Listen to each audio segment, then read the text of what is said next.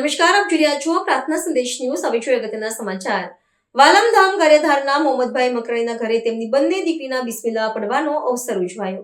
ભાવનગર જિલ્લાના વાલમધામ ગારિયાધારમાં મુસ્લિમ સમાજ મકરાણી પરિવારના આંગણે આજ રૂડો અવસર યોજાયો, જેમાં મોહમ્મદભાઈ મકરાણીની બે દીકરીઓ જેમના આજે બિસ્મિલ્લાહ પડવાના હોય તે અવસરે આજે શાનદાર રીતે ઉજવણી કરવામાં આવી હતી.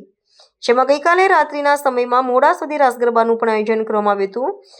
આ પ્રસંગમાં હિન્દુ મુસ્લિમ એક સાથે જોવા મળ્યા હતા, જેમાં કોમી એકતાના દર્શન જોવા મળ્યા હતા. કેમેરામેન શોભાન એમ કટારિયા સાથે રિપોર્ટર મુકેશ એસ કંટારિયા, ગારિયાધાર.